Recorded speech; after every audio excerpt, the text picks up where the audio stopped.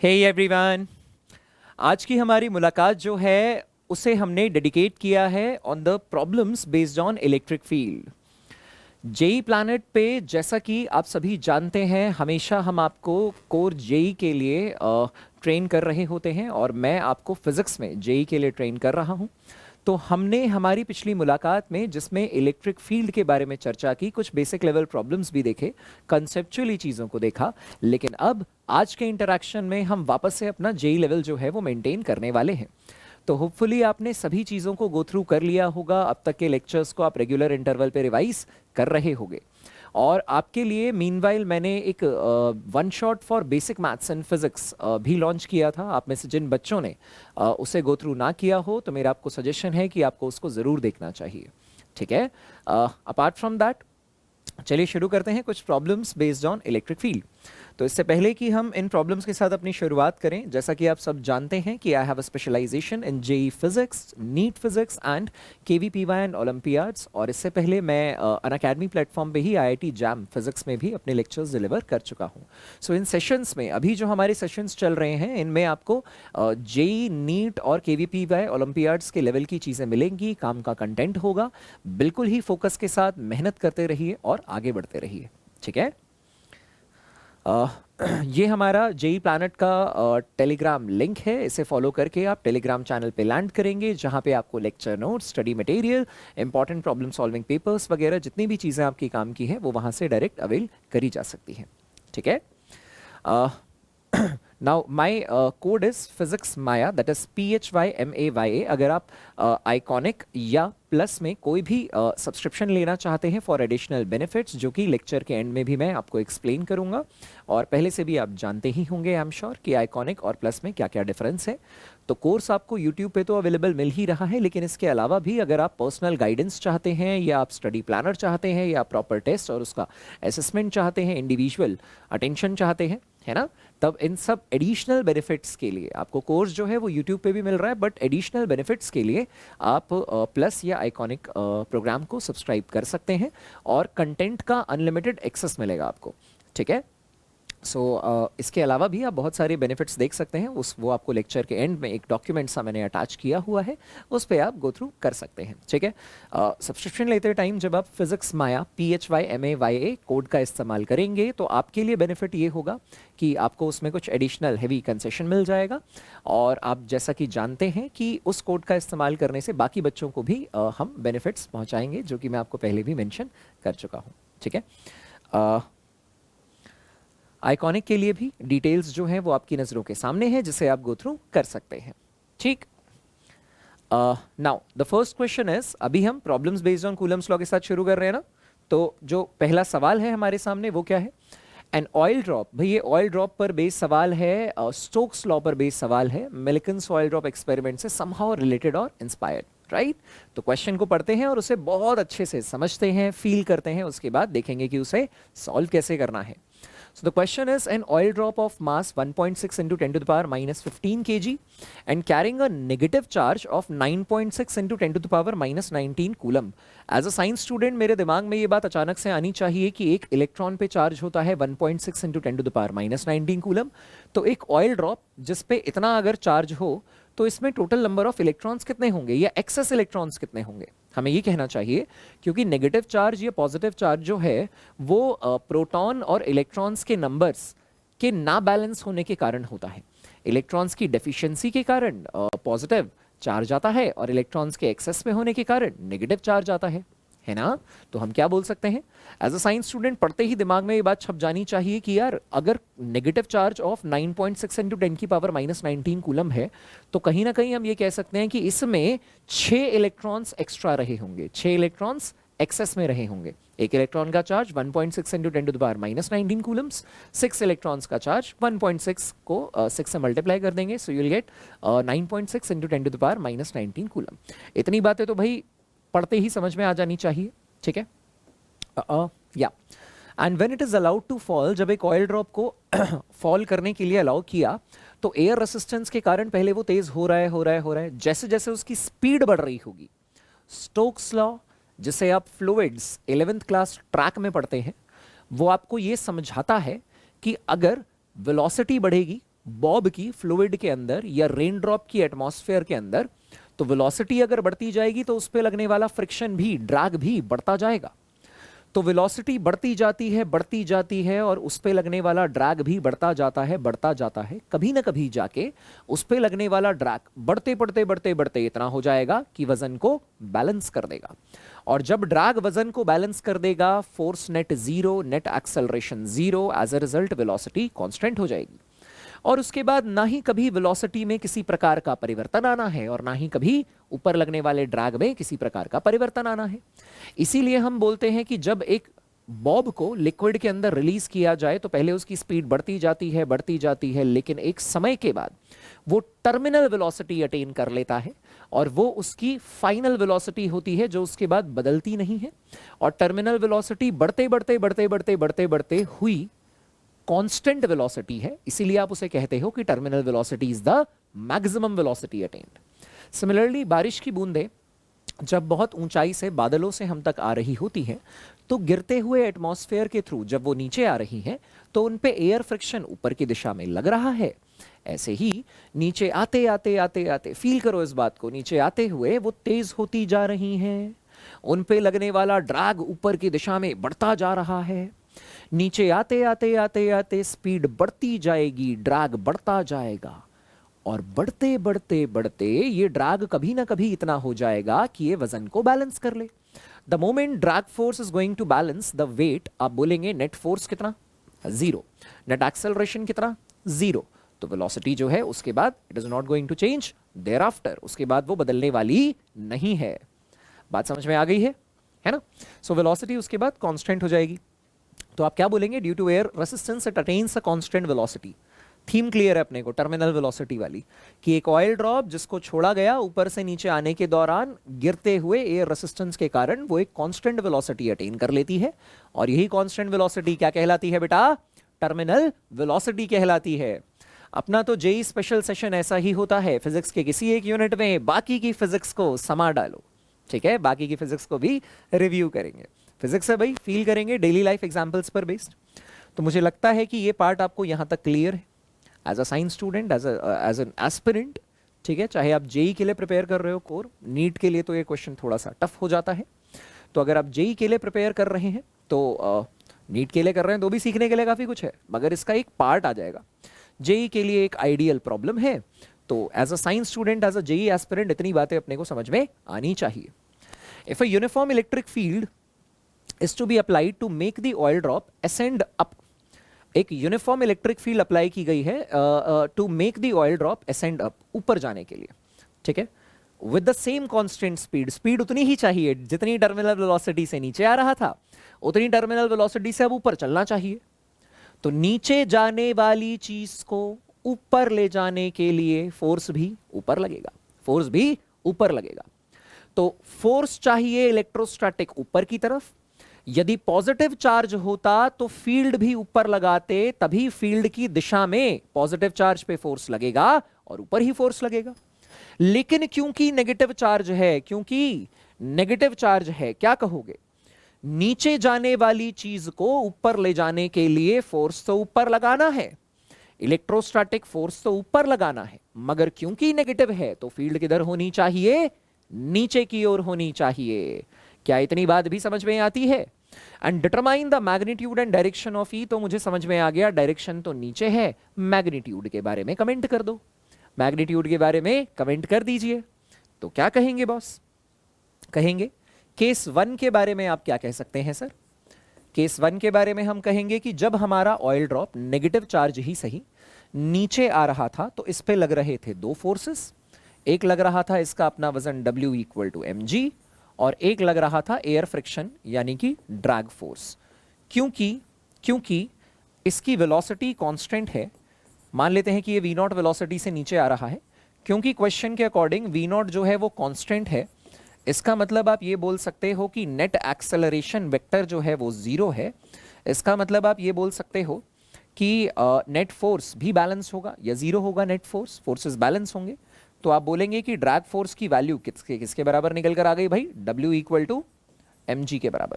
Drag force की value किसके बराबर आ गई, W इक्वल टू mg के बराबर। ऑलराइट, अब आप क्या बोलेंगे, आप बोलेंगे केस 2 का जिक्र हो रहा है सर। केस 2 में क्या है? केस 2 में ये है कि हम चाहते हैं कि ये इतनी ही वी नॉट वेलोसिटी से ऊपर की दिशा में चले, इतनी ही वी नॉट वेलोसिटी से ऊपर की दिशा में चले। तो अगर ये ऊपर की दिशा में चलेगा, W equal to m g नीचे की तरफ है, और क्योंकि वेलोसिटी उतनी ही है, वेलोसिटी उतनी ही है, तो हमें ये बात ध्यान रखनी चाहिए, सिंस ड्रैग फोर्स जो होता है वो डायरेक्टली प्रोपोर्शनल टू v होता है। Drag force directly proportional to v होता है। अगर वेलोसिटी डबल कर दी जाती तो ड्रैग फोर्स का मैग्नीट्यूड भी डबल हो जाता। अगर वेलोसिटी आधी कर दी जाती तो ड्रैग फोर्स का मैग्नीट्यूड भी आधा हो जाता। अगर वेलोसिटी उतनी ही है तो ड्रैग फोर्स का मैग्नीट्यूड भी उतना ही रहेगा। ये अलग बात है कि पहले ड्रॉप नीचे आ रही थी तो फ्रिक्शन ऊपर लग रहा था, अब ड्रॉप को ऊपर ले जाना है तो फ्रिक्शन नीचे लगेगा। लेकिन सर नीचे जाती हुई चीज को अगर ऊपर ले जाना है तो उस पे जो फोर्स आप लगा रहे हो, जो इस क्वेश्चन में इलेक्ट्रोस्टैटिक फोर्स है, वो ऊपर चाहिए। इलेक्ट्रोस्टैटिक फोर्स ऊपर चाहिए, मगर फील्ड किधर लगानी चाहिए? तो सर नेगेटिव चार्ज पे यदि फोर्स ऊपर चाहिए तो फील्ड नेचुरली नीचे चाहिए। तो इलेक्ट्रिक फील्ड की डायरेक्शन तो क्या हो गई? नीचे हो गई। और आप फिर से ये कहेंगे कि ये वेलोसिटी जो है अभी भी क्या है? ऊपर की दिशा में है मगर कांस्टेंट है। ऊपर की दिशा में है मगर कांस्टेंट है। सिचुएशन क्लियर है? एक बार सवाल फिर से पढ़ेंगे। एक ऑयल ड्रॉप जिसका मास दिया है और उसके ऊपर नेगेटिव चार्ज दिया है, कहा गया है when it is allowed to fall it attains a constant velocity, जिसमें आप टर्मिनल वेलोसिटी का फंडा लगा सकते हैं ड्यू टू एयर रेसिस्टेंस, यानी फोर्सेस बैलेंस हो जाएंगे, तभी वेलोसिटी कांस्टेंट होगी। अब आप ये चाहते हैं कि उतनी ही वेलोसिटी से we wanted to ascend up, हम चाहते हैं कि वो ऊपर जाए, तो नीचे जाती हुई चीज को ऊपर ले जाने के लिए आपको फोर्स ऊपर लगाना पड़ेगा। लेकिन ऐसा करने के लिए आपने इलेक्ट्रिक फील्ड लगाई, यानी इलेक्ट्रोस्टैटिक फोर्स ऊपर लगाना पड़ेगा। अगर पॉजिटिव चार्ज होता तो इलेक्ट्रोस्टैटिक फोर्स ऊपर लगाने के लिए, पॉजिटिव चार्ज पे इलेक्ट्रोस्टैटिक फोर्स, आप इसे ऐसे समझिए कि यहां पे एक छोटा सा नोट पहले मैं आपको बता देता हूं कि देखिए कल की क्लास में हमने क्या सीखा था। वी नो कि इलेक्ट्रिक फील्ड जो होता है, इलेक्ट्रिक फील्ड का बेसिक सा फॉर्मूला क्या होता है? Force per unit charge. ये हमने कल की क्लास में सीखा। इसका मतलब ये भी तो होता है कि जो फोर्स लगेगा वो Q इंटू ई होगा। इस बात का मतलब क्या है? इस बात का मतलब है कि यदि Q पॉजिटिव है, Q is positive, then electrostatic force की वही दिशा रहेगी जो इलेक्ट्रिक फील्ड की रहेगी। एंड यदि Q नेगेटिव है, देन इलेक्ट्रोस्टैटिक फोर्स की डायरेक्शन इलेक्ट्रिक फील्ड के डायरेक्शन के उल्टा रहेगी। यानी आप ये बोलोगे कि मान लीजिए यहां पर एक इलेक्ट्रिक फील्ड है और इस इलेक्ट्रिक फील्ड का मैग्नीट्यूड कितना है? E0 है। तो यदि आप यहां पर एक पॉजिटिव चार्ज रखेंगे तो उस पे इलेक्ट्रोस्टैटिक फोर्स फील्ड की डायरेक्शन में लगेगा QE0, और यदि यहां पे आप एक नेगेटिव चार्ज रखेंगे तो उस पे इलेक्ट्रोस्टैटिक फोर्स फील्ड से उल्टी डायरेक्शन में लगेगा QE0। बात समझ में आई? पॉजिटिव चार्ज पे फोर्स फील्ड की डायरेक्शन में होता है, नेगेटिव चार्ज पे फोर्स फील्ड से उल्टी डायरेक्शन में होता है। पॉजिटिव चार्ज पे फील्ड की डायरेक्शन में QE, नेगेटिव चार्ज पे उल्टी डायरेक्शन में QE। इसी चीज को अगर हम यहां इंप्लीमेंट करें तो हम कहेंगे कि यार फोर्स तो ऊपर चाहिए। यदि पॉजिटिव चार्ज होता तो ऊपर फोर्स लगाने के लिए फील्ड भी ऊपर चाहिए होती। यदि नेगेटिव चार्ज है तो ऊपर फोर्स लगाने के लिए फील्ड नीचे चाहिए, मगर वो वेलोसिटी भी कांस्टेंट है, with the same constant speed और असेंड अप करना है, तो फोर्स अभी भी बैलेंस होने चाहिए। और अगर सेम स्पीड है तो ड्रैग भी सेम आएगा। ये चीज आप स्टोक्स लॉ में पढ़ते हैं। स्टोक्स लॉ रियल लिक्विड के लिए पढ़ाया जाता है, फ्लूइड्स का चैप्टर जो है 11th क्लास का ट्रैक, उसमें, ठीक है। -6 पाई ईटा RV करके निकलता है ड्रैग फोर्स। अभी के लिए आप ध्यान रख सकते हैं कि फ्लूइड के द्वारा लगाया गया ड्रैग जो है वो स्पीड के डायरेक्टली प्रोपोर्शनल होता है। ठीक है जी, क्लियर है मामला? अब आप क्या कर सकते हैं? आप कह सकते हैं शेयर देखो हम क्या कहेंगे, वी विल बी सेइंग कि अभी भी since velocity vector is constant, ठीक है, क्योंकि वेलोसिटी वेक्टर कांस्टेंट है, इसका मतलब नेट एक्सेलरेशन 0 होगा, नेट एक्सेलरेशन जीरो होने का मतलब है नेट फोर्स जीरो होगा, यानी आप बोलोगे नेट ऊपर वाला must be equal to net नीचे वाला। ऊपर वाला फोर्स कौन? Electrostatic force. नीचे वाला कौन कौन? W plus drag. हाँ कि ना? ऊपर वाले फोर्स को आप Q इंटू ई लिख सकते हो, नीचे वाला ये तो mg है ही, प्लस ड्रैग भी उतना ही है जितना पहले रहा करता था, और वो भी किसके बराबर है? mg के। तो आप जानते हैं कि यहां से E कितना निकल कर आ गया? E निकल कर आ गया 2mg/q। 2mg/q वैल्यू डाल के आंसर निकाल देंगे, वैल्यू डाल के आंसर निकाल देंगे। वो कैलकुलेशन आप जानते हैं, फिजिक्स सिखाना काम है अपना। देखिए उठा के अब वैल्यूज डालेंगे और आंसर निकाल देंगे। तो मुझे लगता है क्वेश्चन के अकॉर्डिंग सिचुएशन अपने को क्लियर है थोड़ा बहुत, क्योंकि कोर जेई लेवल प्रॉब्लम है तो पुरानी चीजों पर आधारित है। तो देखिए उसे ऐसे सॉल्व कर सकते हैं। क्लियर है मामला? बढ़ा दें डिस्कशन को थोड़ा सा और आगे। तो चलिए अब बात करते हैं अगले सवाल की। अगला सवाल क्या है? Determine the net electric field at origin if all the charges are positive. आप देखिए x axis, y axis, z axis, origin पे नेट इलेक्ट्रिक फील्ड चाहिए। पहला चार्ज Q1 1 डिस्टेंस पे रखा है, दूसरा Q2 2 यूनिट्स पे, तीसरा 4 पे, चौथा 8 पे। जीपी टाइप बन रही है ना, 1 2 4 8 16 32 64 ऐसा होता रहेगा, है ना? तो जीपी पे बेस्ड प्रॉब्लम है, इन्फानाइट तक है तो इन्फानाइट जीपी पर बेस्ड प्रॉब्लम है। तो नोट आपको बता दे, for GP in a geometric progression sum to infinite terms जो होता है वो a ओवर 1 माइनस आर होता है। शेयर मॉड आर कॉमन रेशियो जो है वो 1 से छोटा होना चाहिए। कॉमन रेशियो जो है वो 1 से छोटा होना चाहिए। इतनी बातों को मैंने रिवाइज कर लिया यार, ठीक है? ये बात तो दिमाग में बैठ गई। तो अब क्या पूछा जा रहा है? अगर सारे के सारे चार्जेस पॉजिटिव हों तो क्या होगा? और सेकेंड पार्ट, अगर चार्जेस ऑल्टरनेट साइन के हो, positive negative positive negative positive negative, तो क्या होगा? स्टार्टिंग फ्रॉम पॉजिटिव और सभी का मैग्नीट्यूड दोनों पार्ट में Q नॉट ही है। तो आंसर Q नॉट की टर्म में आएगा, है ना? तो आप क्या कर सकते हो? पहले पार्ट के बारे में बात कर सकते हो। आप कहोगे कि पहले पार्ट में x axis, y axis, z axis, that's your origin. आपने कहा पहले वाला जो चार्ज है वो Q नॉट है प्लस Q नॉट, तो इसकी वजह से इलेक्ट्रिक फील्ड ना बहुत बड़ी होगी इधर की तरफ, ठीक है? दूसरे वाला जो चार्ज है वो 2 पे लाई कर रहा है, वो भी प्लस Q नॉट है, तो उसकी वजह से भी ओरिजिन पे पेन रखोगे तो पॉजिटिव चार्ज से दूर होती है ना इलेक्ट्रिक फील्ड, पॉजिटिव चार्ज से दूर होती है, मगर रिलेटिवली पहले के कंपैरिजन में कम हो गई होगी। जब आप 4 पे रखेंगे प्लस Q नॉट तो ये रिलेटिवली और कम हो गया होगा, एंड सो ऑन। जब आप 8 पे रखेंगे तो आप कहेंगे कि यार ये देखो ये ना इन्फिनिटी पे जा रहा है, तो सभी की डायरेक्शन तो सेम है, तो क्या बोल पाएंगे हम?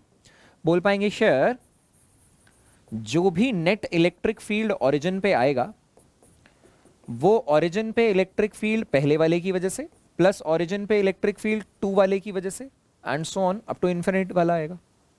तो आप इसको बोलेंगे पहले वाले की वजह से क्या है यार? It will be KQ nought by इस पॉइंट 1 से ओरिजिन की दूरी वो 1 ही है, लेकिन 1 का स्क्वायर होता है फॉर्मूले में इलेक्ट्रिक फील्ड के KQ/R स्क्वायर, और ये किधर है? माइनस आई कैप में। किधर है? माइनस आई कैप में। प्लस E2 क्या है? It is KQ not, charge इसका भी Q नॉट है, और ये दूरी कितनी हो जाएगी भाई? 2, इसका स्क्वायर, और डायरेक्शन क्या होगी? Minus i cap. प्लस अगला वाला क्या होगा? KQ नॉट बाई 4 का स्क्वायर, और डायरेक्शन क्या होगी? Minus i cap, and so on up to infinity. तो अब अगर इन सभी में से आप KQ नॉट कॉमन ले लीजिए तो ये ब्रैकेट में क्या आ जाएगा? 1 plus 1/4 plus 1/16 plus 1/64 and so on up to infinity, और ये माइनस आई कैप में। और देखिए कॉमन रेशियो जो है वो 1/4 sum to infinite terms a over 1 minus are होता है। कॉमन रेशियो क्या होता है? Next term by previous term, 1/4/1 1/4, 1/16/1/4 1/4, 1/64/1/16 1/4। तो आप क्या कहेंगे? आप इसे लिखेंगे KQ नॉट, और a क्या है? First term 1 minus common ratio क्या है? 1/4 and it is minus i cap. तो देखिए आप क्या लिख पाएंगे? आप लिख पाएंगे 1 माइनस 1/4 इज 3/4, 1 माइनस 1/4 इज 3/4, ठीक है? 3/4 in the denominator means 4/3 in the numerator, so that will be 4/3 KQ not, 4/3 KQ not minus i cap, ठीक है, 4/3 के Q not minus i cap, that's your result. चाहे तो क्यू नॉट की अगर numerical value दी गई हो तो उसे डाल देंगे, और के की वैल्यू तो 9 × 10⁹ न्यूटन मीटर स्क्वायर पर कूलम स्क्वायर पहले से ही पता होता है। ठीक है ना, तो ये पहला पार्ट है। दूसरा पार्ट क्या था, charges are of alternate sign, सबका मैग्नीट्यूड क्यू नॉट है मगर starting from positive, starting from positive. तो देखिए आप क्या कहेंगे, आप कहेंगे इसके सेकेंड पार्ट का अगर आप जिक्र करें, सेकेंड पार्ट का जिक्र करें तो आप ये कहेंगे एक्स एक्सिस है, this is y axis, this is z axis, this is origin. जब आप ये बोलोगे कि आप 1 वाले के बारे में बात कर रहे हो, जब आप ये बोलेंगे कि आप 1 वाले के बारे में बात कर रहे हैं प्लस क्यू नॉट है, तो यहां पे जो फील्ड होगी वो ऐसी होगी। जब आप 2 वाले के बारे में बात करोगे तो ये माइनस क्यू नॉट है, तो यहां पर ऑरिजिन पे पेन रखोगे तो नेगेटिव चार्ज की तरफ होती है, तो ये होगी फील्ड, ये होगी फील्ड। फिर जब आप 4 पे प्लस क्यू नॉट रखेंगे तो आप कहेंगे कि ये दूर होगी। फिर जब आप 8 पे माइनस क्यू नॉट रखेंगे तो वो क्या होता जाएगा, मतलब अब की बार ऑल्टरनेट हो रहा है, पहले धक्का फिर खिंचाव, फिर पहले माइनस आई कैप फिर आई कैप फिर माइनस आई कैप फिर आई कैप, ऐसे। तो बेटा यहां पे आप क्या लिख पाओगे, आप बोल पाओगे शेयर again according to the principle of superposition, origin पे जो नेट इलेक्ट्रिक फील्ड होगी उसे लिखेंगे ऑरिजिन पे पहले वाले की वजह से प्लस ऑरिजिन पे दूसरे वाले की वजह से and so on up to infinite. तो पहले वाले की वजह से क्या होगा, के क्यू नॉट बाय 1 का स्क्वायर, मगर किधर है, माइनस आई कैप में। दूसरे वाले में भी के मॉड क्यू लिखना होता है आपको, इलेक्ट्रिक फील्ड के फॉर्मूले में क्या सिखाया था, के मॉड क्यू, यानी कि साइन, फॉर्मूले में तो आप हमेशा पॉजिटिव ही डालोगे, मॉड्यूलस डालोगे, लेकिन पॉजिटिव और नेगेटिव साइन के अकॉर्डिंग आप दिशा यानी कि डायरेक्शन तो डिसाइड करोगे। तो आप बोलोगे अगर ये पॉजिटिव होता तो धक्का मारता, नेगेटिव है तो खींच रहा है, खींच रहा है तो आई कैप है। सो के क्यू नॉट बाय 2 का स्क्वायर आई कैप है, फिर प्लस के क्यू नॉट बाय 4 का स्क्वायर, 4 वाला क्या करेगा, फिर पुश करेगा, यानी कि माइनस आई कैप है ना, ये क्यू नॉट नहीं लिखना है यहाँ पे, केवल डायरेक्शन दिखानी है, ठीक है, and plus and so on, ऐसा ही होगा। तो अगर आप ध्यान से देखें और यहाँ आप के क्यू नॉट फिर से कॉमन ले लें तो ये आ जाएगा, ये आ जाएगा, देखो -1, अब मैं आई कैप अगर बाहर निकाल लूँ तो ये आ जाएगा -1 plus 1/4 minus 1/16 plus 1/64 and 64 and so on, ठीक है, infinity, and this is I cap. आप एक काम और कर सकते थे, अगर आप माइनस आई कैप कॉमन ले लेते तो क्या होता। सो एनीवेज अगर इसे आप सिंप्लीफाई करना चाहें तो sum to infinite terms common, first term क्या आ जाएगी -1, फर्स्ट टर्म आ जाएगी -1 एंड कॉमन रेशियो क्या होगा -1/4, -1/4, तो ये 1 माइनस -1/4, ठीक है, 1 minus -1/4 and it is I cap, ठीक है, आई कैप।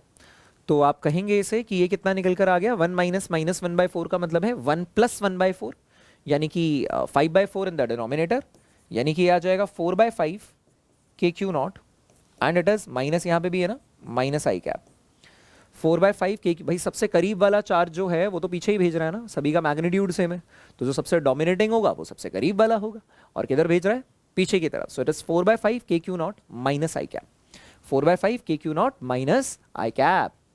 बात समझ में आ गई है हमें, क्लियर है ना मामला। सो इस तरीके की बातें, इस तरीके के सवाल देखिए जीपी के पैटर्न में आपसे पूछी जाती है, पोटेंशियल भी पूछा जा सकता है आगे, अगले कुछ लेक्चर्स में मैं आपको पोटेंशियल वगैरह वो सारी चीज़ें सिखाऊंगा, तब हम उस बारे में बात करेंगे।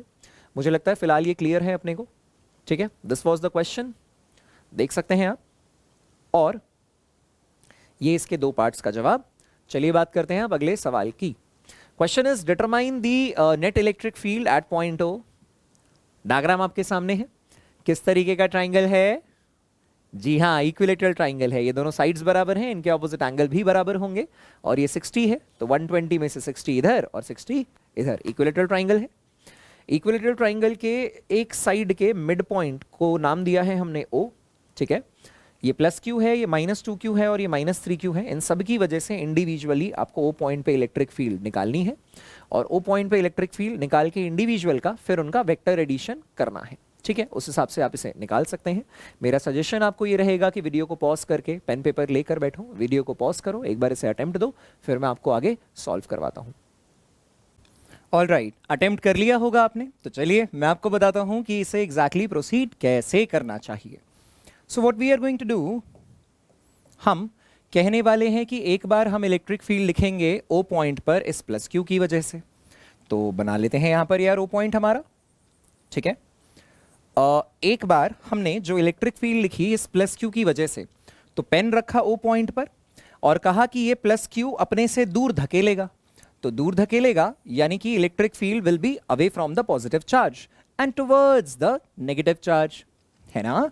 तो अभी ये अवे फ्रॉम द चार्ज होगा और कितना होगा, आप कहेंगे के Q by R square, so it is K magnitude of charge is Q by दोनों के बीच की दूरी। तो ये इस तरीके का सवाल हम पहले भी कर चुके हैं। और यदि मैं आपसे पूछ भी लूं कि बताइए इन दोनों के बीच की दूरी कितनी होगी, तो आप ज्योमेट्री लगा सकते हैं, ट्रिग्नोमेट्री लगा सकते हैं, पाइथागोरस थ्योरम लगा सकते हैं और कह सकते हैं कि ये √3l/2 आएगा, है ना। कैसे, ये 60 डिग्री है, तो ट्रिग्नोमेट्री से आपने कहा sin 60 degrees will be equal to perpendicular D perpendicular by hypotenuse that is l, क्योंकि इक्विलेटरल ट्राइंगल है। So D perpendicular will be equal to √3/2 into l, एक तरीका। दूसरा तरीका आप ये भी कह सकते थे कि इस ट्राइंगल में अगर हम पाइथागोरस थ्योरम लगाते, सो आपका जो डी परपेंडिकुलर या परपेंडिकुलर डिस्टेंस निकल कर आता वो आता अंडर रूट ऑफ हाइपोटेनियस का स्क्वायर माइनस बेस का स्क्वायर। हाइपोटेनियस क्या है इस राइट एंगल ट्राइंगल में, right angle here it is l का स्क्वायर माइनस बेस वाली दूरी कितनी होगी बेटा, l/2 का स्क्वायर, यानी ये फिर से कितना आ गया under root of l square minus l square by 4, यानी √3l स्क्वायर बाय 4, यानी कि √3l/2, ठीक है। तो कुल मिला के आप बोल सकते हैं के क्यू बाय √3l/2 और इस पूरे का स्क्वायर, यानी कि आप बोल सकते हो डिनोमिनेटर का डिनोमिनेटर बेटा न्यूमरेटर बनेगा 4kq by 3l square, 4kq by 3l square. Clear है मामला, ये तो है सर एक की वजह से। दूसरा, यदि आप बी वाले चार्ज की वजह से देखना चाहो तो पेन रखेंगे पॉइंट ओ पर और कहेंगे कि बी वाला चार्ज क्योंकि नेगेटिव है तो फील्ड उसकी तरफ होगी। तो आप कहेंगे ये होगी, कितनी होगी, k into magnitude of charge that is 2q, plus minus sign नहीं डालते बेटा, उनसे केवल दिशा डिसाइड होती है, k into 2q and in the denominator it is ये कितना है l/2 और इसका स्क्वायर, यानी ये निकल कर आ जाएगा और डिनोमिनेटर का डिनोमिनेटर न्यूमरेटर बनेगा 4 और 2 पहले से है, so you will get 8kq by l square, 8kq by l square. Similarly आप कहेंगे कि इस चार्ज की वजह से जब आप पेन यहां पर रखेंगे तो नेगेटिव चार्ज है अपनी तरफ खींचेगा, तो अपनी तरफ खींचेगा तो कितने से, k into magnitude of charge, this time it is 3q, this time it is 3q and in the denominator you will say magnitude distance का स्क्वायर, डिस्टेंस चार्ज और पॉइंट के बीच का, दैट इज l/2, इसका square. तो आप कहेंगे l square by 4 आएगा, denominator का डिनोमिनेटर न्यूमरेटर बनेगा, तो 4 ऊपर, ये आ गया 12kq by l square, 12kq by l square, तो वो है 8kq बाय l स्क्वायर, ये है 12kq बाय l स्क्वायर। और 3 वेक्टर्स हैं आपके पास। आप बोलेंगे कि ऐसी सूरत में सर पहले तो ऑपोजिट वेक्टर्स को सॉर्ट कीजिए, बड़ा माइनस छोटा बड़े वाले की डायरेक्शन में। तो आप कह सकते हैं कि देखिए ये निकल कर कुछ इस प्रकार से आएगा कि इस O पॉइंट पर एक वेक्टर है हमारा नीचे की ओर, that is 4kq by 3l square, और एक वेक्टर है हमारा इधर की ओर, that is 4kq 12 minus 8 4kq by l square. यानी इसको अगर E0 का नाम दे दे, इसको अगर E0 का नाम दे दे, तो देखिए इसके डिनोमिनेटर में 3 है, ये इसके डिनोमिनेटर में 3 नहीं है, तो अगर ये E0 है तो ये कितना हो जाएगा, 3E0 हो जाएगा। कितना हो जाएगा बेटा, 3E0 हो जाएगा, और बीच का एंगल कितना है 90 डिग्री। तो आप बोलेंगे देयरफॉर ओके, हम बोलेंगे ओके, तो what we can say is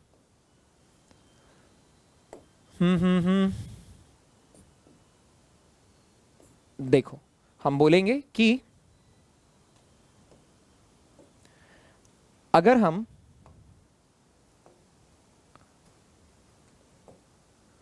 यहां पर लिखने की कोशिश करें share E net, E net कैसे लिख पाऊंगा मैं? ई नेट का जो भी मैग्नीट्यूड होगा that will be under root of E1 square plus E2 square plus 2 E1 E2 cos phi.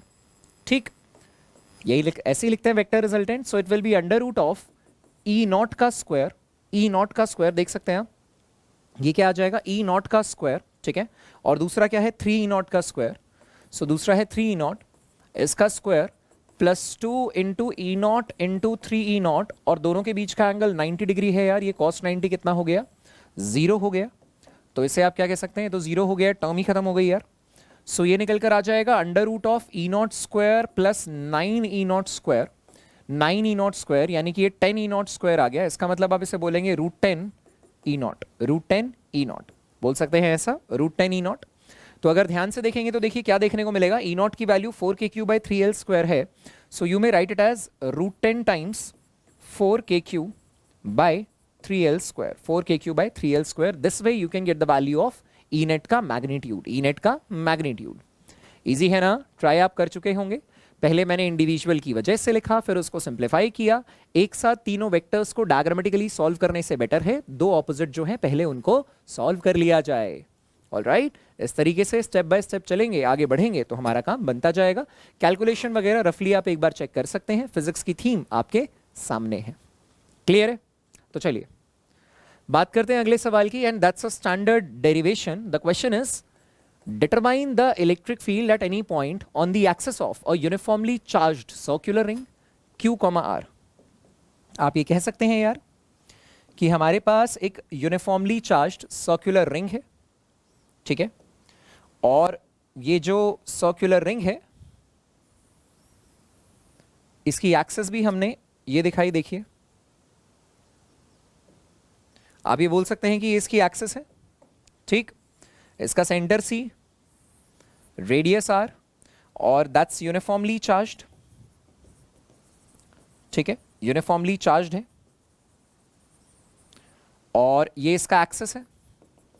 Centre से D दूरी apart there is a point P, जहां पे आप क्या निकालना चाहते हैं? You need to determine the electric field intensity vector, electric field intensity vector at any point on the axis of uniformly charge circular ring. मैं मान के चल रहा हूं कि ये प्लस क्यू है। यदि मैं मान के चलूं प्लस क्यू है तो क्या मैं ऐसा कह सकता हूं कि सर एक छोटा सा चार्ज डी क्यू आप यहां कंसिडर कर लीजिए, और इसकी वजह से जब आप इलेक्ट्रिक फील्ड देखना चाहें इस पॉइंट पर तो आप कहेंगे कि दूर की तरफ है, इस लाइन के अलोंग दूर की तरफ है डी, छोटी सी इलेक्ट्रिक फील्ड, ठीक है। और यदि आप ये कहें कि ये वाला एंगल फाई है तो नेचुरली ये वाला एंगल भी फाई हो जाएगा, vertically opposite angle. And in that case आप ये बोलोगे इधर की तरफ जो कंपोनेंट आएगा वो आएगा डी ई कॉस फाई, और इधर की तरफ जो कंपोनेंट आएगा वो आएगा d E sine phi, d sine phi. Alright, जब हम छोटा सा चार्ज डी क्यू यहां पे कंसिडर करेंगे तो ये डी क्यू चार्ज की वजह से यहां जो इलेक्ट्रिक फील्ड होगी इस पॉइंट पे वो इससे दूर होगी, इससे दूर होगी, कुछ इस प्रकार की होगी डी।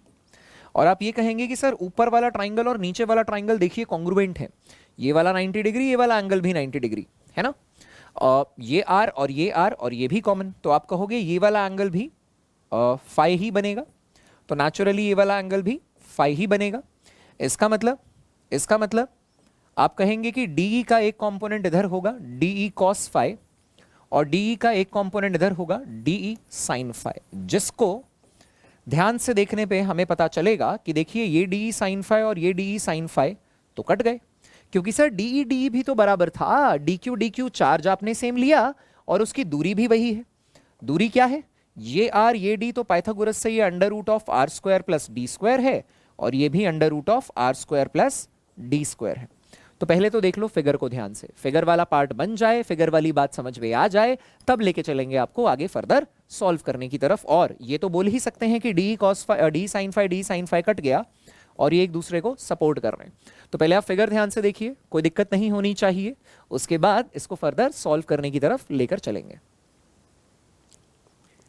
क्लियर है मामला? चाहो तो वीडियो को पॉज करके भी देख सकते हो, फिगर बनाने की ट्राई कर सकते हो। ऑल राइट, सो इस एक्सपेक्टेशन के साथ कि आप इसको देख चुके होंगे, चलिए डिस्कशन को थोड़ा सा बढ़ाते हैं आगे। अगर ये रिंग पॉजिटिव है तो आप देख सकते हैं डी कॉस फाई एक्सिस के अलॉन्ग इससे दूर आ रहा है। अगर रिंग नेगेटिव होती तो खींच लेता अपनी तरफ, यानी ये अलॉन्ग द एक्सिस है। तो आप बोलेंगे शेयर जो भी इलेक्ट्रिक फील्ड की डायरेक्शन है वो अलॉन्ग द एक्सिस होगी, अलॉन्ग द एक्सिस होगी, एंड जो इलेक्ट्रिक फील्ड का मैग्नीट्यूड है वो या तो इंटीग्रेशन ऑफ 2 cos phi आएगा या फिर इंटीग्रेशन ऑफ cos phi आएगा। अब इन दोनों में क्या फर्क है सर?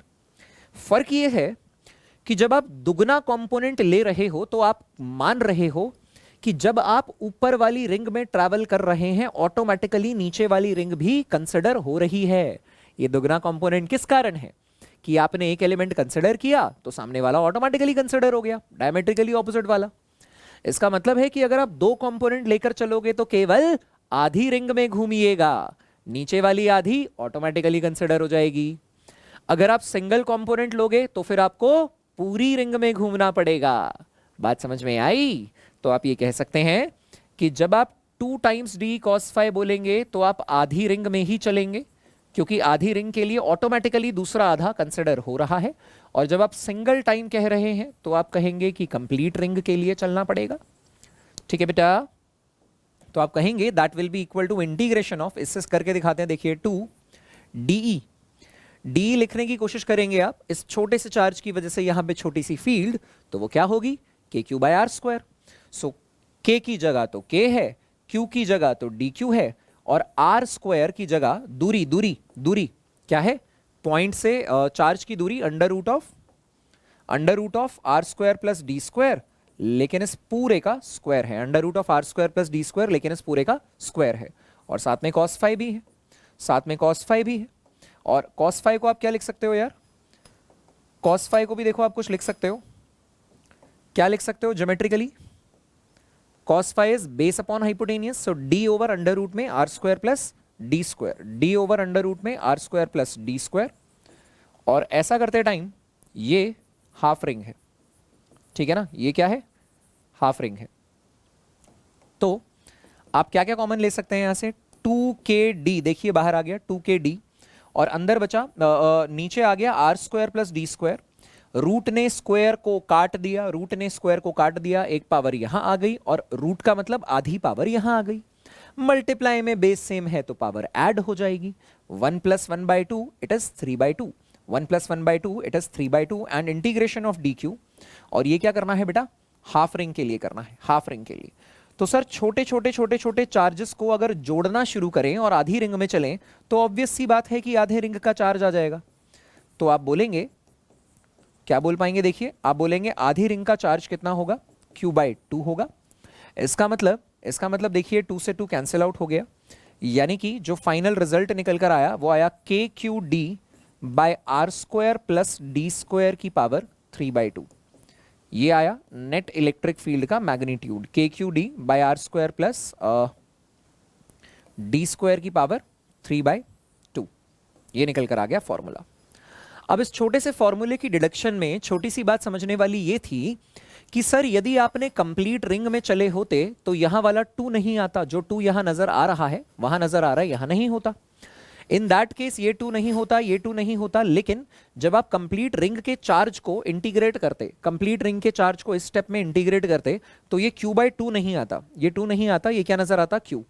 तो ना बाहर 2 आया ना यहां 2 आया, कुछ कैंसिल आउट नहीं हुआ, फिर भी आंसर क्या आएगा? KQD/R² plus D², KQD/R² plus D² की power 3/2 obviously in the denominator. I think it is clear to you. एक बार डायग्राम फिर से देखेंगे, वीडियो को पॉज करके। देख लिया होगा बेटा? अब चलिए आगे देखते हैं, इस डेरिवेशन को भी कीजिए, ठीक है? ये काफी इंपॉर्टेंट डिडक्शन है बोर्ड पॉइंट ऑफ व्यू से भी, और इसका रिजल्ट जो है वो कॉम्पिटिटिव पॉइंट ऑफ व्यू से, जेई के लिए भी और नीट के लिए भी हल्का फुल्का इंपॉर्टेंट है, ठीक है? जेई के लिए तो है ही। ग्राफ बनाने भी इन रिलेशंस पे मैं आपको सिखाऊंगा बहुत जल्दी, लेकिन उससे पहले गॉस थ्योरम, इलेक्ट्रिक फ्लक्स, इन सभी चीजों के बारे में हम और चर्चा आगे करने वाले हैं, ठीक है? तो पहले इसे कंप्लीट करते हैं। ऑलराइट, आई थिंक ये भी आपने अच्छे से कंप्लीट कर लिया होगा। एक छोटा सा सवाल मैं आपको प्रॉब्लम ऑफ द डे के रूप में दिए जा रहा हूं। Problem of the day, problem of the day, ठीक है। क्वेश्चन आपके सामने है, क्वेश्चन को समझिएगा, पढ़िएगा। पॉजिटिव चार्ज पे जो फोर्स लगता है वो इलेक्ट्रिक फील्ड की डायरेक्शन में लगता है, ठीक है। इस बात को ध्यान में रखते हुए फिर आपको इसको आगे सॉल्व करना है। क्लियर है मामला? इनके जो रिजल्ट्स हैं प्रॉब्लम ऑफ द डे पहले भी मैंने आपको दिया है, इनके जो सॉल्यूशंस हैं वो आपको शॉर्ट्स के रूप में मिलते रहेंगे और उसी को आप बहुत अच्छे से आगे करते रहेंगे, ठीक है जी। सो आज के लिए इतना ही। फिर से बताना चाहूंगा यार, टेलीग्राम चैनल का लिंक आपके सामने है। लेक्चर नोट्स के लिए, स्टडी मटेरियल के लिए, प्रॉब्लम सॉल्विंग के लिए आप वहां उसे टेलीग्राम ग्रुप तक जा सकते हैं, वहां आपको ये सारी चीजें अवेल करा दी जाएगी। जैसा कि लेक्चर की शुरुआत में मैंने बताया था कि प्लस के कोर्सेज और आइकॉनिक प्रोग्राम के कोर्सेज में कुछ डिफरेंस है। जैसे आइकॉनिक में पर्सनल गाइडेंस भी मिलती है आपको, स्टडी प्लानर भी मिलता है, टेस्ट एनालिसिस भी मिलता है और बाकी स्टडी मटेरियल या एक्सपर्ट्स गाइडेंस तो मिलती ही रहेगी, ठीक है। प्लस के बारे में अगर हम बात करें तो वीकली टेस्ट होते हैं वहां पे, आपकी लाइव क्लासेस तो मिलती ही है प्लेटफॉर्म पे, और अनलिमिटेड एक्सेस मिलता है कंटेंट का। Once you enter and you subscribe that thing, तो आपको अनलिमिटेड एक्सेस कंटेंट का मिल जाता है। उसमें और बेनिफिट्स लेने के लिए भी मैंने आपको बताया था कि अपना कोड जो है PHYMAYA फिजिक्स माया, उसका आप इस्तेमाल कर सकते हैं, ठीक है। आस्क का डाउट एक काफ़ी अच्छा फीचर है यार, इसका आप लुत्फ उठा सकते हैं। क्या इसके डूज एंड डोंट्स हैं और क्या कैसे आप इसका इस्तेमाल कर सकते हैं, ये सारी डिटेल्स जो हैं वो आपके सामने मेंशन्ड है। You can just go through it, ठीक है। डूज एंड डोंट्स भी है देखिए उसके। अपार्ट फ्रॉम दैट जो अपकमिंग बैचेस हैं मार्च में और अपकमिंग टेस्ट हैं, उनकी डिटेल्स आपके सामने स्क्रीन पर है। इन्हें मैं आपके क्लास नोट्स में भी अटैच कर दूंगा सो दैट आप अपने रेफरेंस के लिए उसको देख सकते हैं। These are the batches and these are the test जो अपकमिंग टेस्ट मार्च में हो रहे हैं, ठीक है। अपने डिफरेंट डोमेन्स के लिए आप देख सकते हो इसको। इसके अलावा जो हमारा यूसैट का टेस्ट है उसको भी आप देख सकते हैं, राइट। एंड जो लिंक होगा वो डिस्क्रिप्शन में ऑलरेडी गिवन होगा, ठीक है। वहां से आप मेरी प्रोफाइल को अनअकैडमी प्लेटफॉर्म पे फॉलो कर सकते हैं। चैनल को लाइक, शेयर और सब्सक्राइब करना बिल्कुल भी ना भूलें, क्योंकि यही जो है ये बेनिफिट जो है वो आपको बाकी बच्चों तक भी पहुंचाना चाहिए। और बेल आइकन दबाने से कोई भी इंपॉर्टेंट वीडियो जब चैनल पर डाली जाती है तो यू विल गेट नोटिफाइड सून और आप उसका समय रहते बेनिफिट उठा सकते हैं। ऑलराइट, तो प्रॉब्लम्स मैंने जितनी दी हैं उसको करो, अभी तक के लेक्चर नोट्स को रिवाइज करो, कॉन्सेप्ट्स को पैक करो, प्रॉब्लम ऑफ द डे को अटेम्प्ट करो और इंतजार करो हमारी अगली मुलाकात, जिसमें हम बात करने वाले हैं इलेक्ट्रिक फ्लक्स के बारे में। तब तक के लिए all the best, bye bye.